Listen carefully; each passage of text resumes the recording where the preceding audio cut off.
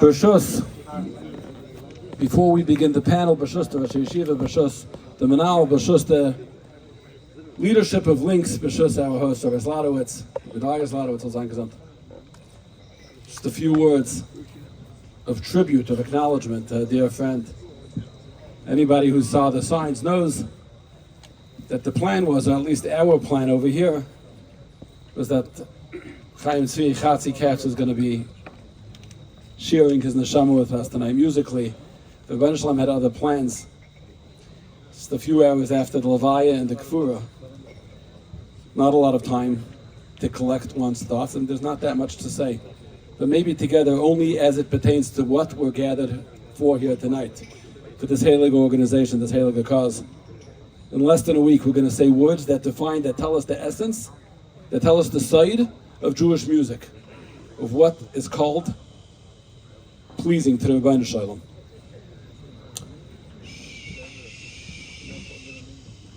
One of the high points of Yom Kippur, we're going to say how the Rebbeinu Shalom has access to the most beautiful choir in the world, the most heavenly choir in the world.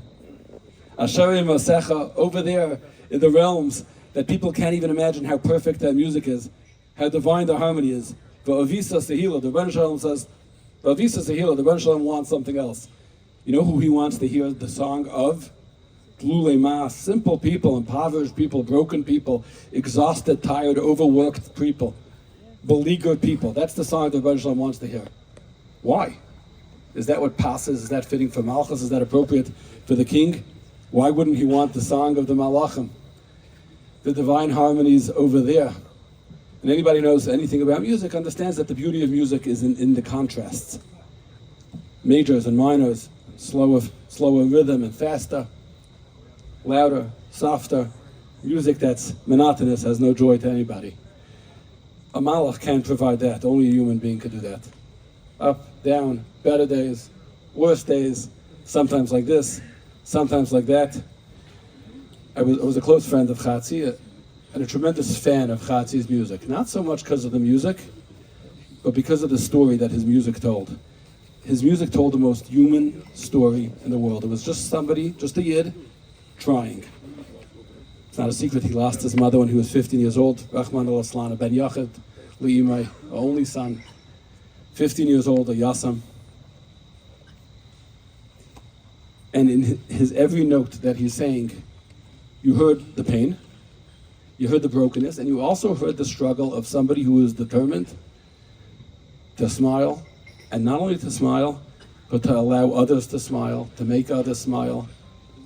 It was the song that the Rebbeinu Shalom desires, the song of Avisa Sehila. I want to read you a few lines, if you don't mind, of an article that Chatzi wrote. He's describing the conclusion of the year of Avelos for his mother. What it's like to be 16 years old and having to daven for the Amud, somebody who's not used to it, who's not so comfortable with it, for a year. And he's describing the long days and the tachlan and having to get out of bed early for the Kaddish Drabanan. And even Shabbos or Shchedesh Yantov, there was no breaks, because even though he didn't have to daven for the Amud, there was still everyone staring at me pityingly while I said Kaddish, Nebuch, a young Yasam.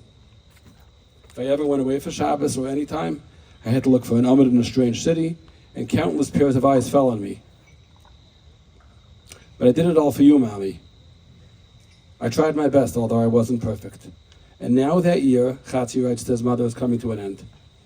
It's almost time for me to stop davening for the Amud and saying Kaddish. My first thought was pure delight, freedom at last. I'll finally be a normal teenager. But now I have mixed feelings, Chatzi writes. I'll enjoy my freedom, but I'll miss the davening. You see, this whole ordeal gave me a special connection, a relationship to you. I'm doing something for you. You're looking down and smiling at me. I feel like you're holding my hand and saying to the Rebbeinu Shalom, look at my son. Look what he does for me. Please, Rebbeinu Shalom, do for him.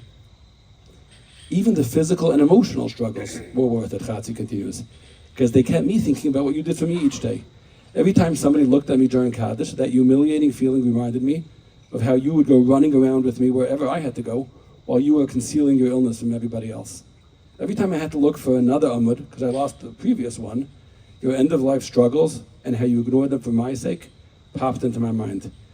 And every time I fought with myself to get out of bed early in the morning, I remembered how you would drag yourself out of bed each morning to lovingly wake me up and send me to yeshiva despite your condition.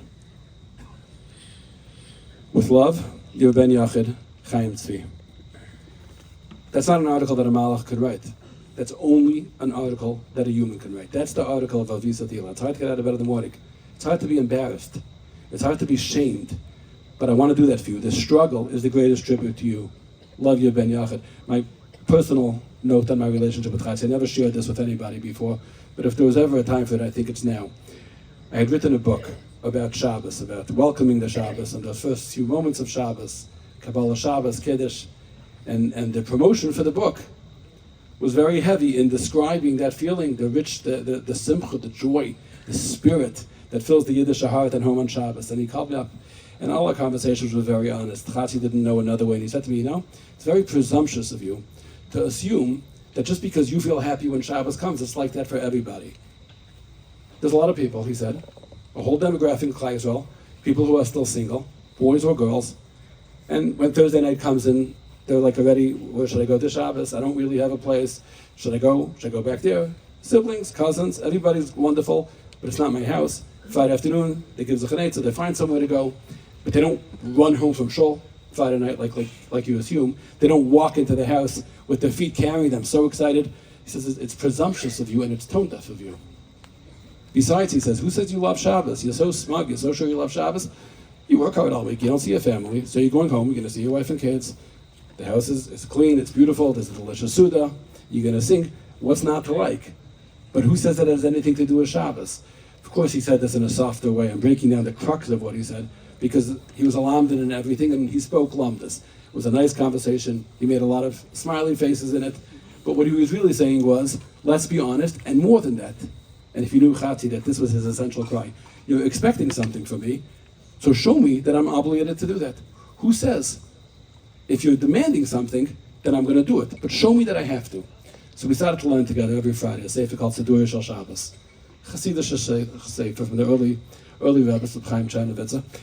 And I'm going to be honest with you, I was a little hesitant when we started to learn it, because I thought that maybe it's a little above him. The ideas were maybe a little too lofty. They were very lofty for me. I thought maybe for him, and who says?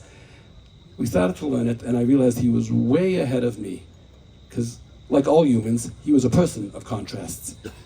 He was very funny. He was hilarious, but he was never a letz. He was very observant. He saw everything, but he was never cynical. And he was very open-minded and tolerant and non-judgmental, but he was very yeshivish. He was yeshivish. He was a ben Torah all the way till the end. That means when he said the words, my father, when he said the word, my Rebbe, you saw all the stolz in the world. And when it came into these ideas, in Sidur Shel Shabbos, and a lot of times I found myself saying them slowly, because I wasn't sure he would buy into them right away. Like I said, he was humming them already back to me. Whether I understood it or he understood it, he felt it. He felt that the Rebbe Shalom made the world for a reason. He felt what happens on Shabbos. And as we learned it, I started to realize just how little I knew Chatzi. He made me like Shabbos, with his honesty, with his relentless desire for truth, to understand things, and his human need to make himself into a keli for any kind of available greatness. That's the glory that the Rebbe Shalom desires. Our last real conversation was about this event. I was trying to convince him to come. He wasn't sure he wanted to do Matzit Tzem Gedalia the day after Rosh Hashanah, and I think he suspected my real agenda. I said, Mrs. Cohen Zolzain from Links is here.